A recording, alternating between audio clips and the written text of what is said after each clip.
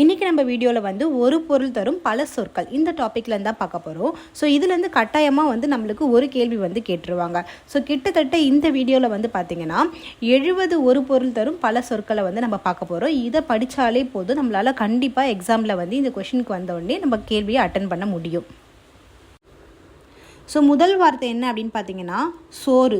So சோறு வந்து வேறு எந்தெந்த சொற்கள் வந்து குறிக்குது அப்படின்னு பார்த்தீங்கன்னா அடிசு, அமலை, ஐனி, உண்டி, உணா, ஊன், கூழ், சொன்றி, துற்றி, பதம், பாத்து, பாலிதம், புகா, புழுக்கள், புற்கை, பொம்மல், மடை, மிசை, மிதவை, மூரல், வல்சி. ஸோ இந்த எல்லா சொற்களுமே வந்து பார்த்திங்கன்னா சோறு அப்படின்ற ஒரு பொருளை தான் நம்மளுக்கு கொடுக்குது. அடுத்து பாருங்கள் மிகுதி. ஸோ மிகுதின்ற பொருளுக்கு என்னென்ன சொற்கள் வரும் அப்படின்னு பார்த்தீங்கன்னா சால, தவ, நனி, கூர், கழி, உரு, மிகை. ஸோ இந்த சொற்கள் எல்லாமே வந்து பார்த்தீங்கன்னா மிகுதி அப்படின்ற ஒரு பொருளை தான் நம்மளுக்கு தருது. அடுத்து பாருங்கள் பேசு. ஸோ பேசுக்கு வந்து பார்த்திங்கன்னா கூறு, விளம்பு, மொழி, இயம்பு, உரை, செப்பு, சொல், நுவல், நனி, புகழ், சொல்லாடு. ஸோ இந்த சொற்கள் எல்லாமே வந்து பார்த்திங்கன்னா பேசு அப்படின்ற ஒரு பொருளை தான் நம்மளுக்கு தருது. ஸோ இது ரொம்ப முக்கியமானது. ஸோ இது எல்லாமே வந்து மனப்பாடம் பண்ணி வச்சுக்கோங்க. ஸோ அடுத்து வந்து பார்த்திங்கன்னா சூரியன். ஸோ இது மிக முக்கியமான ஒரு பொருள். ஸோ இதுக்கு என்னென்ன சொற்கள்லாம் வரும் அப்படின்னு பார்த்திங்கன்னா ஞாயிறு, கதிரவன், பருதி, பகலவன், வெய்யோன், ஆதவன், எல், ரவி. ஸோ இந்த சொற்கள் எல்லாமே வந்து பார்த்திங்கன்னா சூரியனை தான் குறிப்பிடுது. ஸோ அடுத்து பாருங்கள் சந்திரன். ஸோ இதுவும் வந்து ஒரு மிக முக்கியமான சொல் தான். ஸோ இது என்னென்னலாம் குறிக்குது அப்படின்னு பார்த்தீங்கன்னா நிலவு, மதியம், திங்கள், அம்புலி, பிறை, வான்மதி, ஹிந்து. ஸோ மோஸ்ட்டாக என்ன பண்ணுவாங்க அப்படின்னு பார்த்தீங்கன்னா இந்த சூரியனையும் சந்திரனையும் என்ன பண்ணுவாங்க மிக்ஸ் பண்ணி கேட்பாங்க. ஸோ அங்கே தான் நம்மளுக்கு நிறைய கன்ஃபியூஸ் ஆகும். ஸோ இது ரெண்டுத்தையுமே வந்து நம்ம தெளிவாக படிச்சுக்கணும். அடுத்து பாருங்கள் குழந்தை. ஸோ குழந்தை அப்படின்றது என்னென்னலாம் குறிக்கும் அப்படின்னு பார்த்தீங்கன்னா பிள்ளை, குழவி, மகவு, சேய், சிசு. ஸோ இந்த வார்த்தைகள் எல்லாமே வந்து பார்த்திங்கன்னா குழந்தையை தான் குறிக்குது. ஸோ அடுத்து பார்க்கலாம். ஸோ நெக்ஸ்ட்டு பாருங்கள் உலகம். ஸோ உலகம் அப்படின்ற பொருளுக்கு வந்து புவனம், குவலயம், அகிலம் இந்த சொற்கள் எல்லாமே வந்து பார்த்திங்கன்னா அதுக்கு மீனிங் தான். ஸோ அடுத்து பாருங்கள் அழகு. ஸோ இதுவும் வந்து ஒரு முக்கியமான சொல் தான். ஸோ இதை எதெல்லாம் குறிக்குது அப்படின்னு பார்த்தீங்கன்னா பொழிவு, எழில், வனப்பு, அணி, வடிவு, பொழில், முருகு, கவின், சுதந்திரம். ஸோ இந்த சொற்கள் எல்லாமே வந்து பார்த்திங்கன்னா அழகை குறிக்குது. இதுவும் ஒரு முக்கியமான சொல் தான். இதை நல்லா மனப்பாடம் பண்ணிக்கலாம். அடுத்து பாருங்கள் தேன். ஸோ தேன் எதெல்லாம் குறிக்குது அப்படின்னு பார்த்தீங்கன்னா வேரி, மது, பிரசயம், நரை. ஸோ அடுத்து பாருங்கள் கிளி. ஸோ கிளியை என்னென்னலாம் குறிக்குது அப்படின்னு பார்த்தீங்கன்னா தத்தை, கிள்ளை, வன்னி. ஸோ இது ரொம்ப முக்கியமான ஒரு வார்த்தை. ஸோ இது வந்து 3 சின்னதாக தான் இருக்குது. ஸோ இதை நம்ம ஈஸியாக ஞாபகம் வச்சுக்கலாம். ஸோ அடுத்து பாருங்கள் மலை. ஸோ மலையை என்னென்ன சொற்கள் குறிக்குது அப்படின்னு பார்த்தீங்கன்னா வெறுப்பு, சிலம்பு, பொறுப்பு, குன்று, அசலம், கோடு, பருவதம், கிரி, வரை, மாதிரம். ஸோ இந்த சொற்கள் எல்லாமே வந்து பார்த்திங்கன்னா இந்த மலை அப்படின்ற ஒரு பொருளை தான் நம்மளுக்கு தருது. அடுத்து பாருங்கள் வயல். ஸோ வயலும் வந்து ஒரு மிக முக்கியமான ஒரு வார்த்தை. ஸோ இது எதெல்லாம் குறிக்குது அப்படின்னு பார்த்தீங்கன்னா செரு, பழனம், கழனி, கமம், செய். ஸோ இந்த சொற்கள் எல்லாமே எதை குறிக்குது வயலை தான் குறிக்குது. ஸோ இதுவுமே வந்து ரொம்ப கம்மியாக தான் இருக்குது. நம்ம ஈஸியாக ஞாபகம் வச்சுக்கலாம். ஸோ அடுத்து பாருங்கள் கடல். ஸோ கடலை வந்து பறவை, அழுவம், சமுத்திரம், ஆழி, முன்னீர், பௌவம், சாகரம், புவரி, புனரி, ஆற்கழி, வாரி. ஸோ இந்த சொற்கள் எல்லாமே வந்து பார்த்திங்கன்னா கடலை தான் குறிக்குது. ஸோ இது எல்லாமே வந்து ரொம்ப அதிகமாக இருக்கிறதுனால ஞாபகம் வச்சுக்கிறதுக்கு கம்மியாக தான் இருக்கும். பட் நம்ம திரும்ப திரும்ப அதை படிக்கும் போது கண்டிப்பாக நம்மளுக்கு ஞாபகத்தில் இருக்கும். ஸோ புரிஞ்சு நம்ம திரும்ப திரும்ப இது எல்லாத்தையுமே வந்து ஞாபகத்தில் வச்சுக்கலாம். ஸோ அடுத்து நம்ம பார்க்கலாம். ஸோ அடுத்து வந்து பார்த்திங்கன்னா நெருப்பு. ஸோ நெருப்பை எதெல்லாம் குறிக்கும் அப்படின்னு பார்த்திங்கன்னா தீ, அக்னி, தழல், கனல், அழல். ஸோ இந்த சொற்கள் எல்லாமே வந்து நெருப்பை தான் குறிக்குது. அடுத்து பாருங்கள் யானை. ஸோ இந்த யானை அப்படின்றது ஒரு மிக முக்கியமான ஒரு சொல். ஸோ இது எதெல்லாம் குறிக்குது அப்படின்னு பார்த்திங்கன்னா மாதங்கம், வாரணம், களிறு, கரி, பிடி, வேழம், களிறு, பிளிறு, அத்தினி, அல்லியன். ஸோ இந்த வார்த்தைகள் எல்லாமே வந்து பார்த்திங்கன்னா யானையை தான் குறிக்குது. ஸோ அடுத்து பாருங்கள் தன்மை. தன்மைக்கு வந்து பார்த்தோன்னா குளிர்ச்சி, சாந்தம், மென்மை. ஸோ இந்த 3 சொற்களுமே வந்து தன்மையை குறிக்கிற சொற்கள். ஸோ அடுத்து பாருங்கள் காற்று. ஸோ காற்றும் வந்து ஒரு முக்கியமான ஒரு வார்த்தை தான். ஸோ காற்று என்ன குறிக்குது அப்படின்னு பார்த்தீங்கன்னா வாயு, தென்றல்னு சொல்வோம், புயல்னு சொல்வோம், வலின்னு சொல்வோம், சூறாவளின்னு சொல்வோம், வங்கூழ்னு சொல்வோம், கால்னு சொல்வோம். ஸோ இந்த வார்த்தைகள் எல்லாமே எதை குறிக்குது அப்படின்னு பார்த்தோன்னா காற்றை தான் குறிக்குது. அடுத்து பாருங்கள் சொல். ஸோ சொல்லை நம்ம எப்படி சொல்லுவோம்? மொழின்னு சொல்லலாம், பதம்னு சொல்லலாம், கிளவின்னு சொல்லலாம், வார்த்தைன்னு சொல்லலாம் நம்ம சொல்ல. அடுத்து பாருங்கள் சங்கு. ஸோ சங்கு ஒரு முக்கியமான வார்த்தை தான். ஸோ சங்கு எப்படிலாம் குறிக்கிறாங்க? பணிலம், நேமி, வலை, நந்து, சலஞ்சலம், பாஞ்சசன்யம். ஸோ இந்த வார்த்தைகள் எல்லாமே வந்து பார்த்திங்கன்னா சங்க குறிக்கிற வார்த்தைகள் தான். அடுத்து பாருங்க மூங்கில். ஸோ மூங்கில் எது குறிக்குது அப்படின்னு பார்த்தீங்கன்னா கழை, வேணு, வேய், ஆம்பல், கனை, முடங்கல், முளை, வேழம். ஸோ இந்த சொற்கள் எல்லாமே வந்து பார்த்திங்கன்னா மூங்கிலை குறிக்குது அப்படின்னு சொல்கிறாங்க. ஸோ அடுத்து பார்க்கலாம். ஸோ அடுத்தது பாருங்கள் மலைக்குகை. ஸோ மலைக்குகை அப்படின்ற சொல் வந்து பிழம், முளை, அலை. ஸோ இந்த 3 வார்த்தைகளும் வந்து பார்த்தோன்னா மலைக்குகையை தான் குறிக்குது. அடுத்து பாருங்க மிக முக்கியமான ஒரு வார்த்தை பூ. பூ அப்படின்றது எதெல்லாம் குறிக்குது? மலர், அலர், வி, செம்மல், மொட்டு, முகை, புஷ்பம், போது. ஸோ இந்த எல்லா சொற்களுமே வந்து பார்த்திங்கன்னா பூவை தான் குறிக்குது. அடுத்து பாருங்கள் அரசனும் ஒரு முக்கியமான ஒரு சொல்லு தான். ஸோ அரசனுக்கு வந்து பார்த்திங்கன்னா கோ, வேந்தன், மன்னன், கோன், கொன்றவன். ஸோ இந்த சொற்கள் எல்லாமே வந்து அரசனை குறிக்கிற சொற்கள் தான். அடுத்து பாருங்கள் கப்பல்.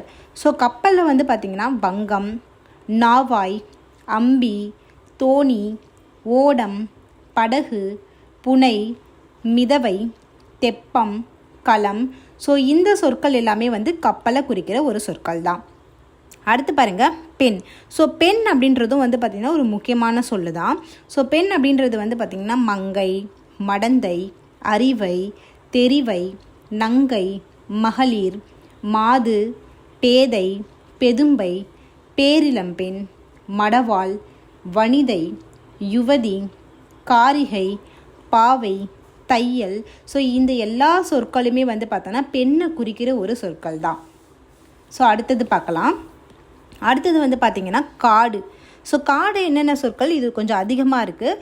ஸோ இது வந்து ஞாபகம் வச்சுக்க முடியலனாலும் மனப்பாடம் பண்ணுறதுக்கு நம்ம முயற்சி செய்யலாம்.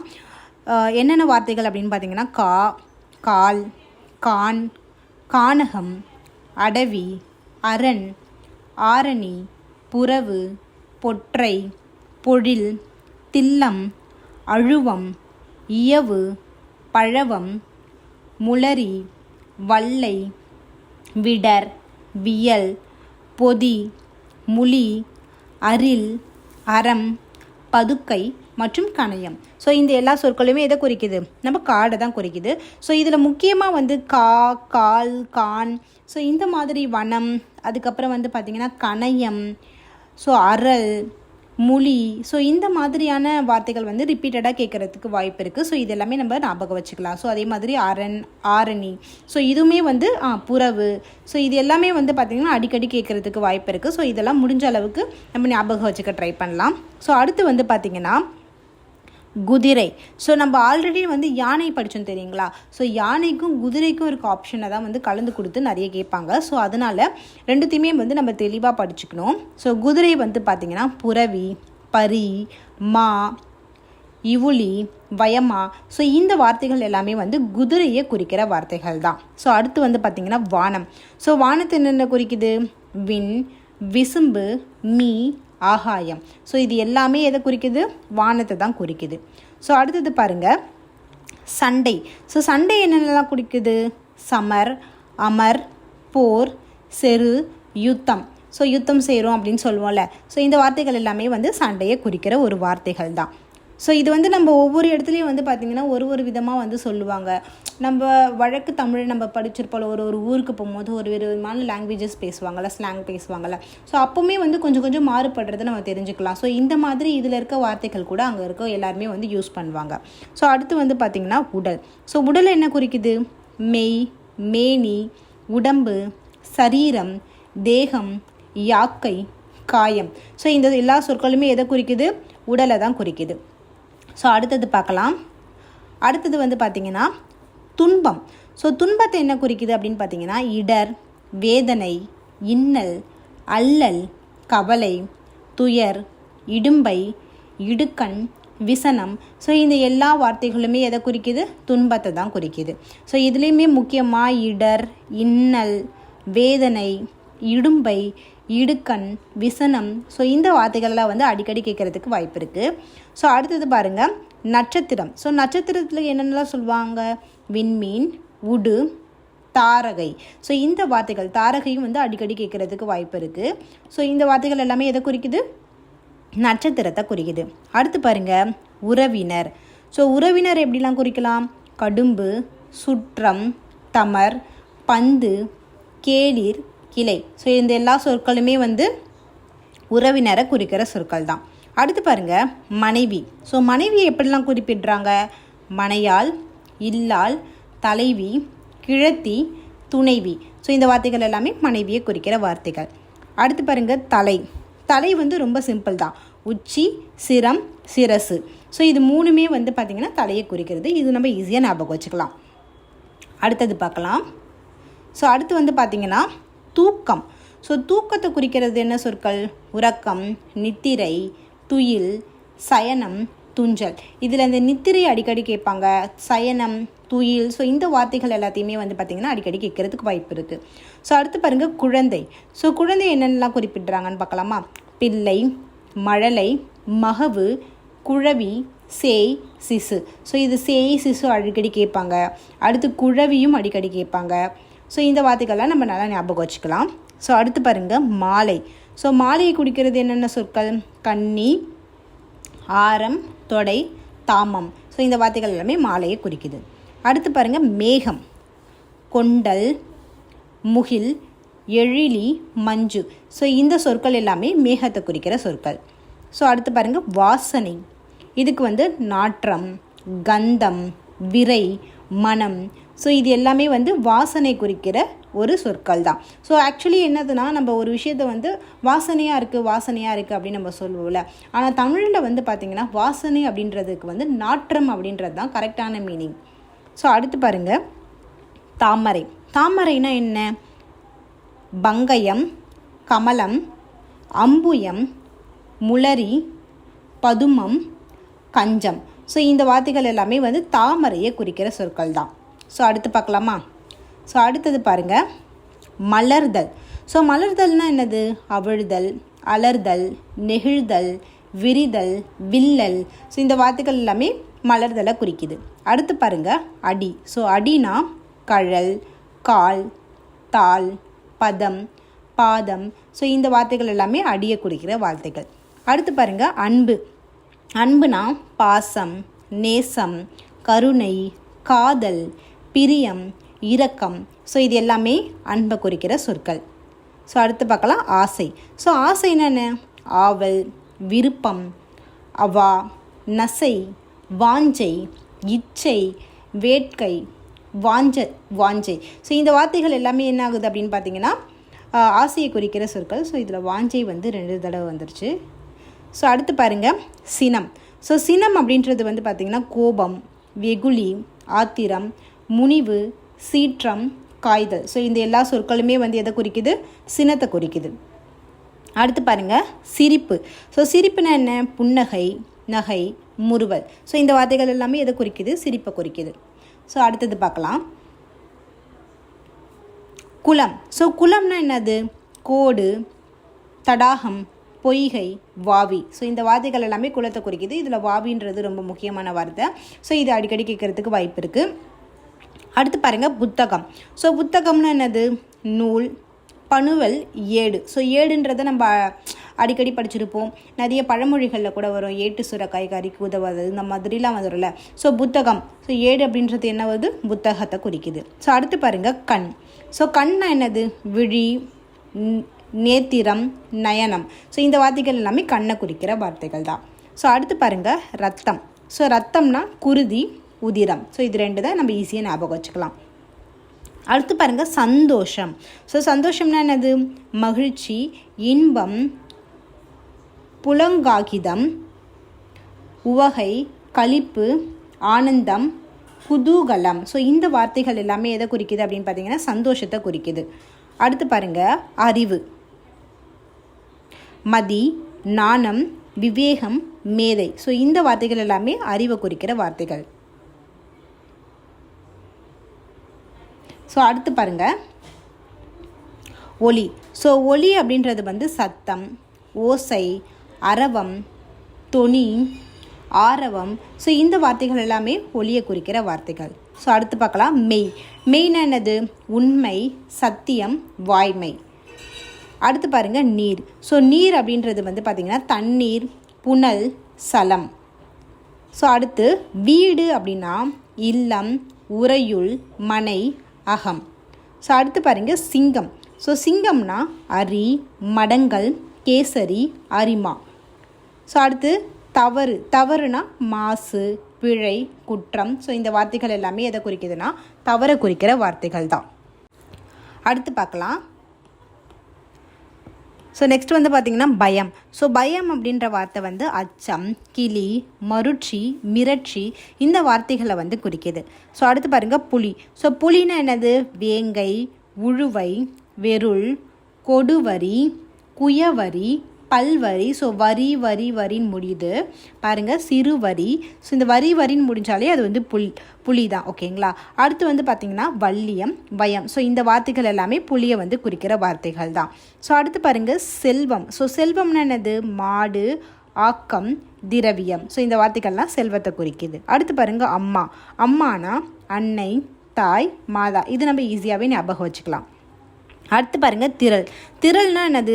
திறம் கொண்டு வராங்க, திரள் அப்படின்னு சொல்லுவாங்கள்ல. ஸோ ஒரு கும்பலாக வராங்க அப்படின்னு சொல்லுவாங்கள்ல, அதுதான் திரள். ஸோ கூட்டம், கும்பல், அடுத்து நெருக்கம். ஸோ இது எல்லாமே வந்து திரளை குறிக்குது. நெக்ஸ்ட்டு வந்து பாருங்கள் சோலை. சோலை அப்படின்ற வார்த்தை வந்து உபவனம், தண்டலை, பூங்கா, நந்தவனம். ஸோ இந்த வார்த்தைகள் எல்லாமே சோலையை குறிக்கிற வார்த்தைகள் தான். ஸோ அடுத்து கடைசியாக பார்க்கலாம் என்ன அப்படின்னு பார்த்தீங்கன்னா ஆசிரியர். ஆசிரியர் வந்து எப்படி சொல்லுவாங்க? உபாத்தியாயர், குரு, ஆசான், குரவன். ஸோ இந்த வார்த்தைகள் எல்லாமே என்ன குறிக்குது? ஆசிரியரை குறிக்குது. ஸோ அடுத்து பாருங்கள் பாம்பு. ஸோ பாம்பு ஒரு முக்கியமான வார்த்தை தான். இது என்னென்ன குறிக்குது அப்படின்னு பார்த்தீங்கன்னா பாந்தல், உரகம், பன்னகம், பனி, சர்ப்பம், அரவம். ஸோ இந்த வார்த்தைகள் எல்லாமே பாம்பை குறிக்கிற வார்த்தைகள். அடுத்து பாருங்கள் கப்பலோட்டி. ஸோ கப்பலோட்டினா படகோட்டி, மாலுமி, மீகான், நீகான். ஸோ மீகான், நீகான் ரைமிங்காக வருதுல்ல. ஸோ இந்த மாதிரி படகோட்டி, மாலுமின்றது நம்ம யூஸ்வலாக ஞாபகம் வச்சுக்கிற வார்த்தைகள் தான். ஸோ அது ரெண்டுமே ஈஸி. தென் மீகான், நீகான், கான் கான்னு முடியுது, கப்பலோட்டி அப்படின்னு ஞாபகம் வச்சுக்கோங்க. ஸோ அடுத்து வந்து பார்த்திங்கன்னா ஓவியம். ஸோ ஓவியமுக்கு என்னென்ன இருக்குது? ஓவு, ஓவம், சித்திரம், படம், படாம், வட்டிகை, செய்தி. ஸோ இந்த வார்த்தைகள் எல்லாமே ஓவியத்தை குறிக்கிற வார்த்தைகள். தென் கடைசி வார்த்தை பாருங்கள் ஓவியர்கள். ஓவியர்கள் வந்து கண்ணுள் வினையர், ஓவிய புலவர், ஓவமாக்கல், கிளவி வல்லோன், சித்திரக்காரர், வித்தா. ஸோ இந்த வார்த்தைகள் எல்லாமே யாரை குறிக்கிற வார்த்தைகள் அப்படின்னு பார்த்தீங்கன்னா ஓவியர்களை குறிக்கிற வார்த்தைகள் தான். இந்த வீடியோவில் வந்து நம்ம ஒரு பொருள் தரும் பல சொற்கள் வந்து டாபிக் கம்ப்ளீட் பண்ணிட்டோம். ஸோ இதே மாதிரி வேறொரு டாப்பிக்கு நான் அப்லோட் பண்ணுறேன். ஸோ இதுலேருந்து நீங்கள் நோட்ஸ் எடுத்து உங்களோட எக்ஸாமுக்கு வந்து நீங்கள் ப்ரிப்பேர் பண்ணுறதுக்கு ஹெல்ப்ஃபுல்லாக இருக்கும்னு நினைக்கிறேன். தேங்க்யூ.